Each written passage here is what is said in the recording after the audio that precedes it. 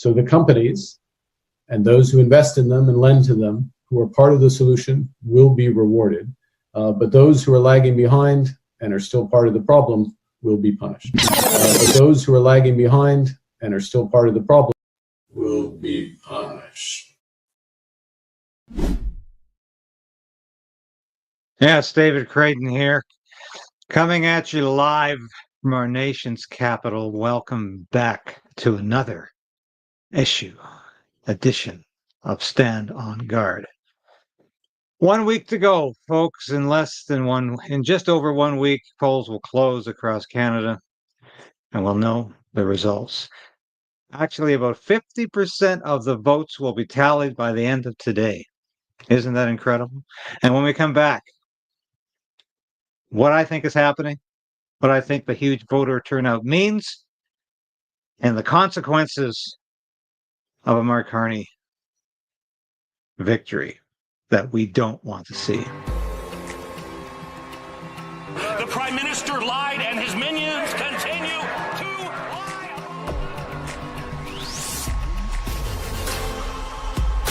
We need political change. But we also need the resolve to resist.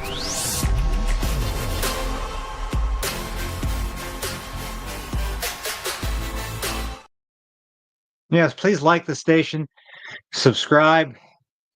We're almost at the 50,000 mark. It's taken me 3 years to get there because of chronic YouTube suppression. We've documented this, how the numbers are being pushed down, how I'm not allowed to be seen by new viewers, same audience. We've documented this. Of course, there's nothing we can do about it except work harder. That's what we do. So thank you for your support, despite the best efforts of the powers that be. We are continuing to grow upwards, and we will, with your help. We got a difficult election ahead of us, folks. This is why I usually wear a shirt and tie, and I usually try to dress up a bit for this broadcast. I'm not one of these people who thinks you just put a black T-shirt on every day. I'm a professional journalist. But I'm wearing this today. This is available in our store, and I'll put the store information up later. But it says, if you can see it here, between here, think while it's still legal. Mark Carney is the kind of prime minister who would seriously think about shutting speech down. It's like that small clip we played at the beginning of the broadcast. Mark Carney is dedicated to shutting up his opponents. And we saw this week last week from the CBC, especially from the CBC, and even old reporters like Bob Fife, whom I used to know quite well, and I haven't seen in years. But they're all arguing that only the mainstream media understands the issues. Only the mainstream media is allowed to talk to the political leaders. And the independent media, new media, whatever you want to call them, the ones that aren't being subsidized, have no right at the table. They shouldn't be there. They shouldn't be asking questions, even to the point where Cubal Cochran of CBC is making up nonsense about Rebel News being a charitable organization, not a media outlet. They don't want to call any of these groups media outlets because they want to denigrate them as something else. Just like they call journalists who work for these organizations, no matter what credentials they have, no matter where they came from, for whom they've worked, if they're working for new media now, they're not journalists. They're personalities. I got so mad at what the mainstream media did to Dave Menzies when he was attacked by security when he was trying to cover a Chrystia Freeland event. He was never referred to as a journalist, as a reporter. He was a personality, like he's an entertainer, and you can't take these guys very seriously. So that was outrageous. And I tell you, this is one reason we need a change in government, because I do believe, I know Maxime Bernier would do this, but I do believe Pierre Poilievre will do this, is to make the parliamentary press gallery accessible to everyone who's practicing journalism, not just the ones in the pocket of the Liberal Party. That's the way it is now. And I've said this before. I was a member of the PPG Press Gallery for many years. I can't get membership now because I'm considered borderline because of this show and because I work for the post-millennial and other groups that they don't like. Anyway, and I'm not squawking about it. I'm telling you that's the reality of what we face today. So there's a couple of things I want to deal with today, and I don't see other stations doing this. By the way, Gordon Campbell, it's no big news that Gordon Campbell, a former BC Premier, Liberal BC Premier, is endorsing Pierre Poilievre because in BC, if you don't know this, where have you been? The Liberal Party for years replaced the Conservative vote after the demise of the Social Credit Party. You had two choices in BC, the New Democrats or the Liberals. And conservatives, small c conservatives, large c conservatives, voted for the Liberals because a lot of the people in the caucus were former members of the Social Credit Party, had been elected as social credit members, were conservative. So Gordon Campbell, no big surprise. I know he's supporting Pierre Poilievre. It's hardly earth-shaking news. But nobody seems to want to talk about this. And this is my friend Chris Barber, who, of course, was found guilty of mischief. And actually, along with Tamara Leach, and was found guilty on a second count of not obeying a police order, I think it was. And that it was very convoluted as to what the hell that was about. But anyway, this shocks me. And I'm not seeing enough people talk about this because these guys are Canadian heroes, Chris and Tamara. They're Canadian heroes. I love these two. And no, I'm not objective about this story because I've said from day one, these two should never have been put on trial, should never have been charged in the first place. But here we are. They were found guilty of mischief. And you know what the Crown wants? 2 years in jail. It's still asking for 2 years in jail. Will they get that? I doubt it. But in the political atmosphere of today, anything is possible. And what else does the Crown want? And this is what Chris put this on his X account the other day. God bless him. God bless his courage. God bless his commitment to Canada.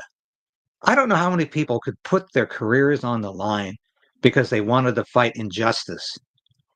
Well, we know historically very few people have that kind of courage. Very few people have that kind of determination because they just say, is it worth it? Am I going to get pushed back?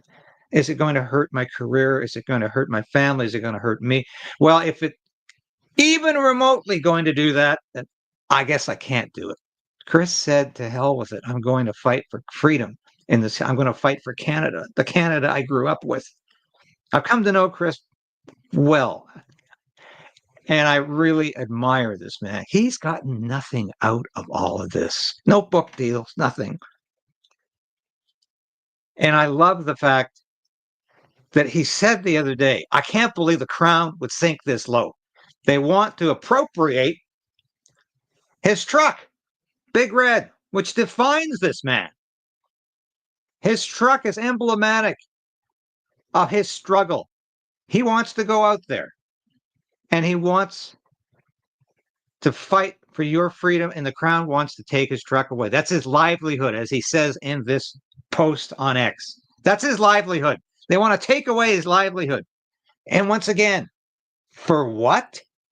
Because you engaged in a peaceful protest and you were found guilty of mischief. I'm sorry, mischief should not, even if you're found guilty of mischief, that should not mean you have to give up your livelihood or go through the longest mischief trial in Canadian history. And apparently they're not going to get sentencing for days when they finally decide when to bring these two back.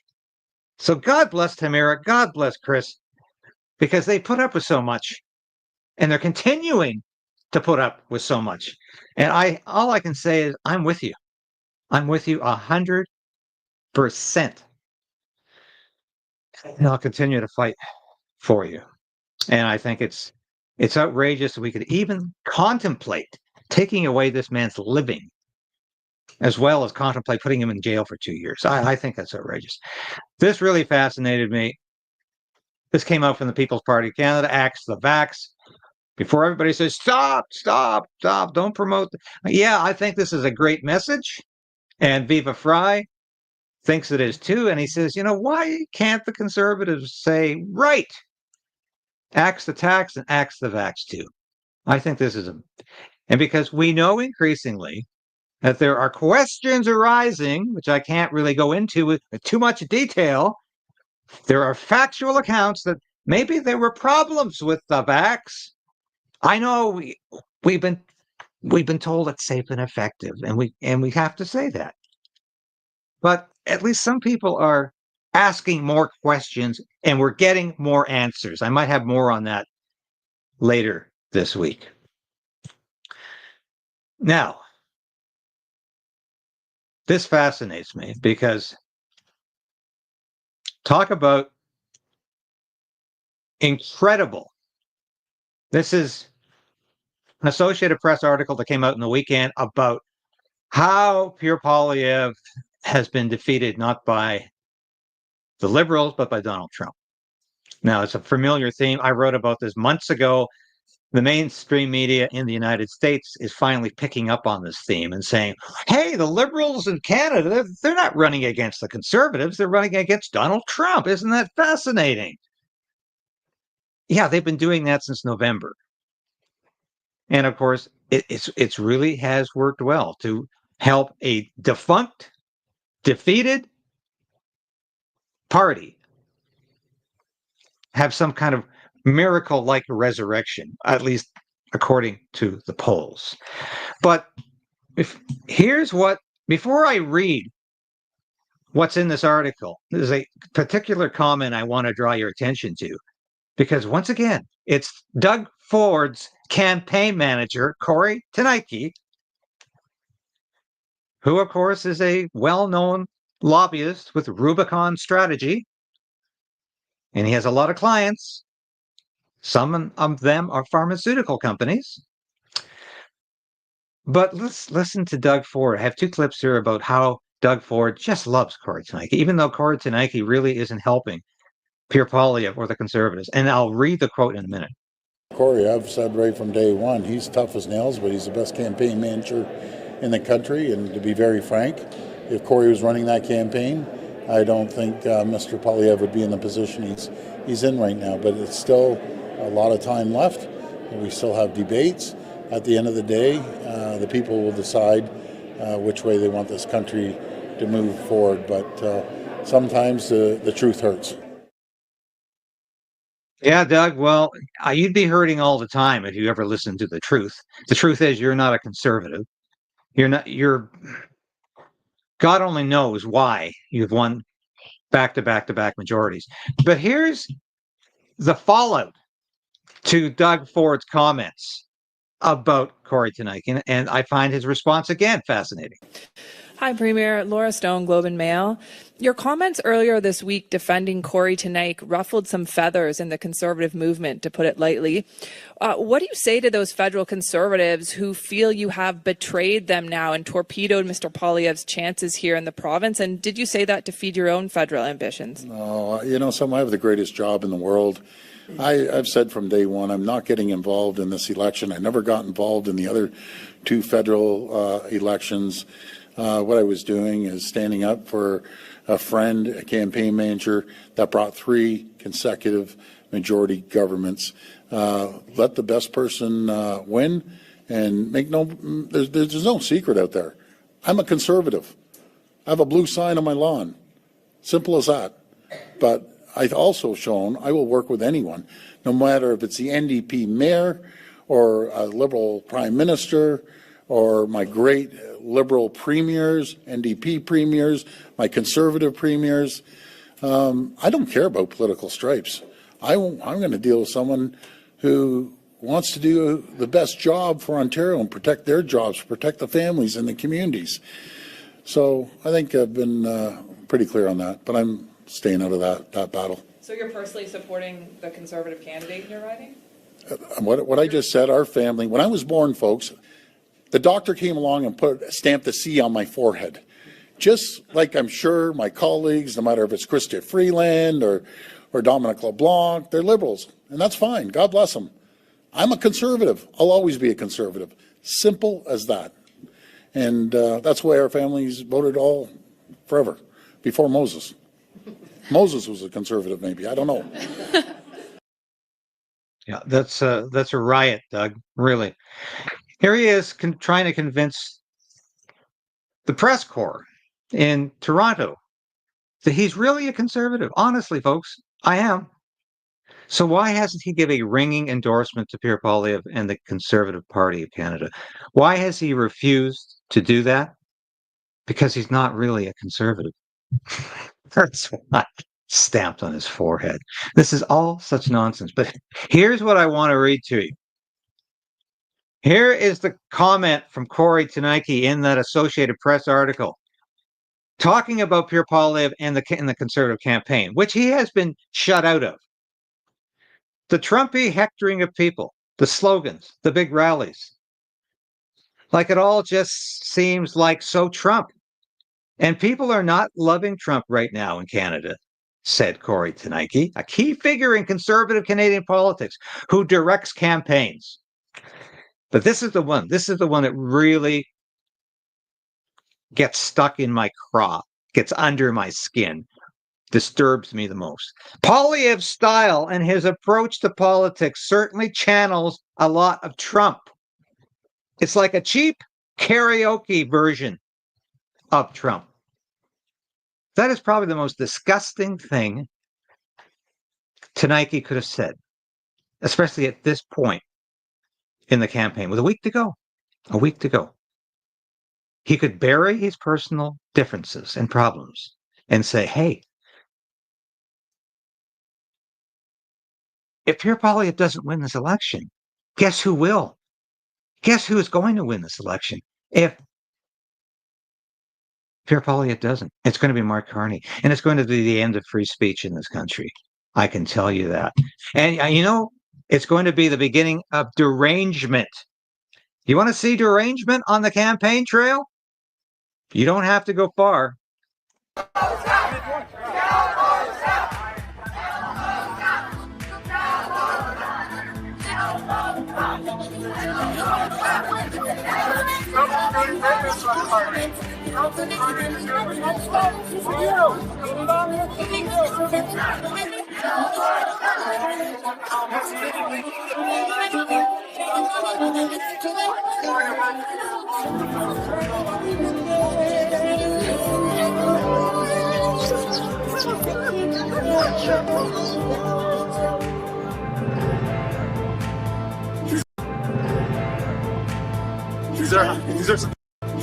There's some great stuff here.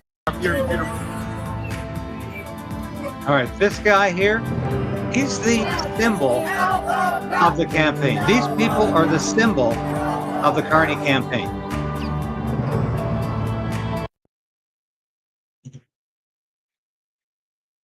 And I tell you, I think of all the things I've seen in this very strange and bizarre election campaign, where all the polls are suggesting a huge majority of Canadians think Mark Carney is the better prime minister, and a slight majority or a plurality of respondents to all polls think the Liberals are going to win this election, or the Liberals should win this election.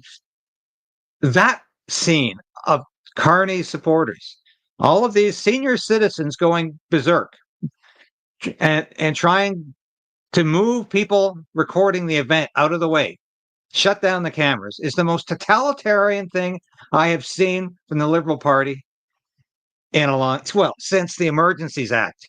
Let's put it that way. And you think Mark Carney wouldn't invoke the Emergencies Act at the drop of a hat? Think again. Mark Carney would love the Emergencies Act.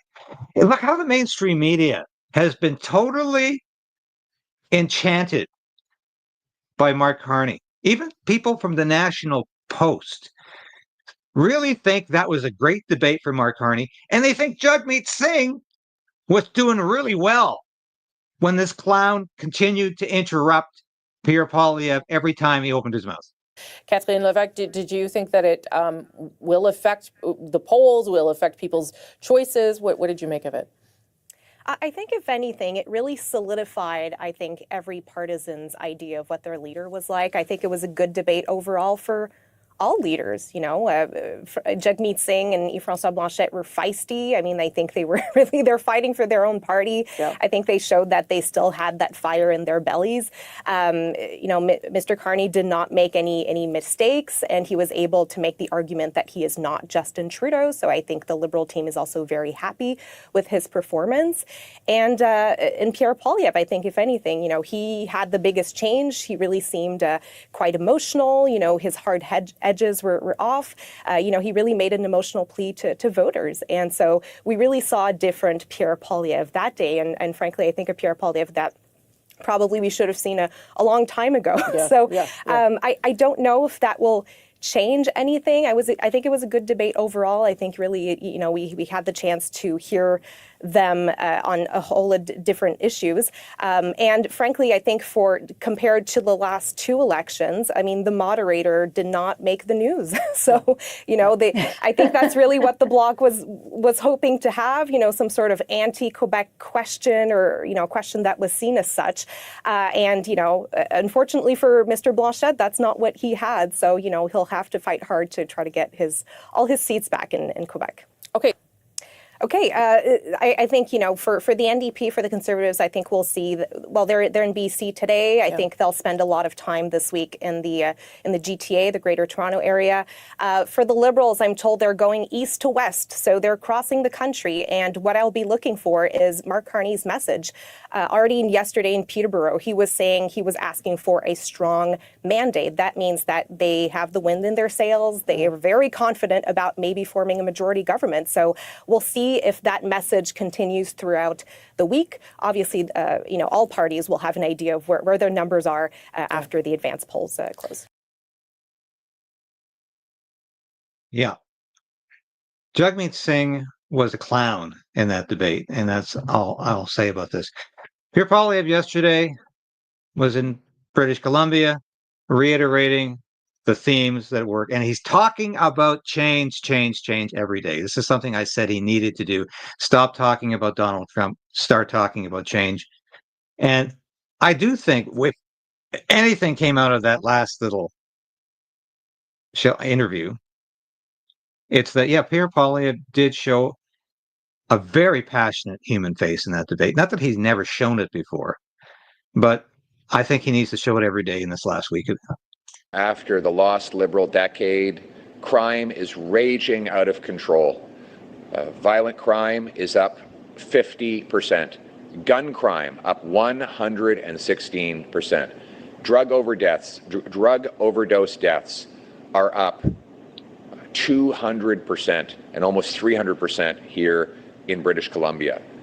The catch and release hug-a-thug policies of Liberals have endangered our communities and threatened our kids. In communities across the Lower Mainland, parents are having to go to soccer pitches and form lineups walking down the field to look for crack pipes and dirty needles. And our families are terrified that their kids are going to step on a dirty needle when they go to a park. This chaos, this Liberal chaos, cannot continue. We need a change. And only Conservatives will deliver that change. Change so you can afford food and homes, but change so that you're safe in your street. And our plan is to lock up criminals with a 3 strikes you're out law, 3 serious offenses, and the offender will not get out of jail for at least 10 years. No bail, parole, probation, or house arrest. It will be jail, not bail. Second, we will repeal the catch and release laws, C-75, C-5, and C-83 that the Liberals and the NDP brought in. Third, we will bring in life sentences for fentanyl trafficking, human trafficking, and gun trafficking. It is in this way that we will bring home the safety that Canadians used to take for granted. Safety for you and your family, safety in all of these wonderful communities. I'll just conclude on one thing: guns. Gun crime is raging out of control after the lost Liberal decade, up 116%, because Liberals have reduced penalties for gun smugglers and criminals and left our borders open to trafficking of firearms, all the while wasting billions of dollars trying to ban hunting rifles. They have spent millions of dollars without taking a single gun off the street. Enough going after hunters and sport shooters who have licenses. Let's go after the real criminals and secure the border. That's how we're going to bring a change. So the choice in the election is, do you want a fourth Liberal term of crime and chaos, or do you think it's time for a change with Conservatives so you can be safe in your community? Very simple question, and the answer is just as simple. Mark Carney will not make you safer. He will not make you richer. He will not make you more prosperous. He will not make you freer. Mark Carney will take freedom away, and that's quite clear. I'll leave another clip here from Mr. Poilievre, who I think really sums things up well here. First of all, let's be clear. Handguns are, after the lost Liberal decade, are legal today, legal to own, and easier to get than ever before. In fact, criminals are able to get handguns everywhere they go. In fact, we have more handguns in Canada after the lost Liberal decade than we ever have. The problem, according to the police, the problem is illegal guns coming in from the United States of America. So that's why the police believe with my approach in life sentences for handgun and other firearm traffickers. They believe in securing the border against traffickers and in mandatory prison sentences for those who use guns in violent crime. The police have said that the current Liberal policies just prevent off-duty police officers and military veterans from practicing their craft without going after the criminals who caused the crime.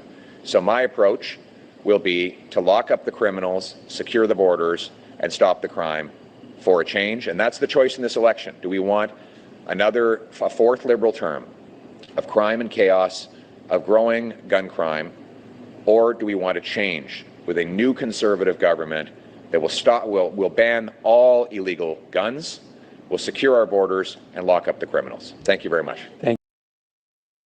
So I don't have to tell you, my good viewers, criminals don't hand in their guns. Criminals don't relinquish their weapons, and they get them illegally. So what Poilievre is saying here is that all of the Liberal gun control legislation has resulted in more illegal guns on the streets, more gun crime, and it's resulted in law-abiding citizens having to relinquish their legal weapons. It's crazy, but that's what the Liberal government was all about. Derangement, craziness. And I think Poilievre explains this very well in that clip.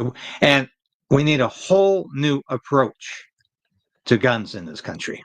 There's no question about that. When I come back, some concluding remarks. And who's coming on the show this week? We've got some exciting guests.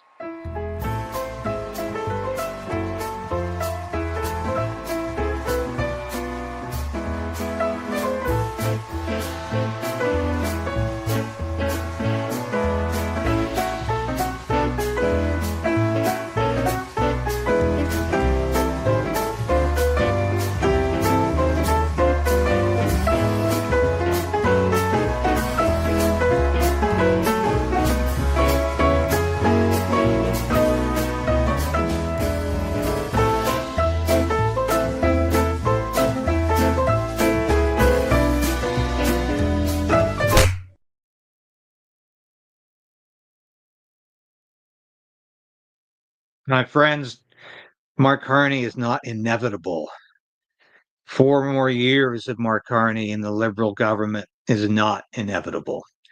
We have a choice. We need to exercise that choice now, today. You can do early voting till the end of today. Go out and do it. And if you miss that, get out on April 28th and vote. That's a week away. We're down to the wire in this election. It's crucial. It's consequential. It's going to mean, I think, the beginning of the end of Canada if Mark Carney is elected. I don't say that lightly.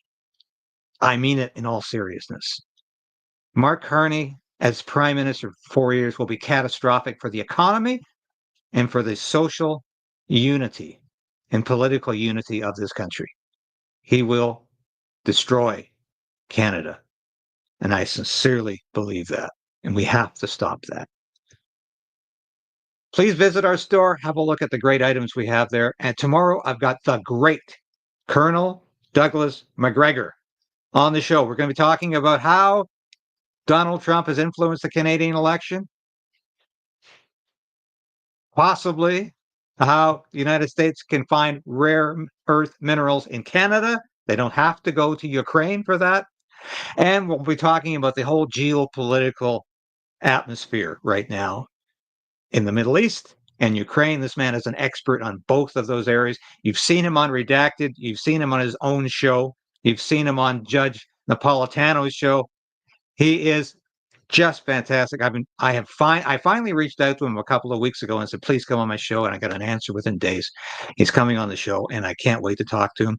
We were both in Bosnia in 1996.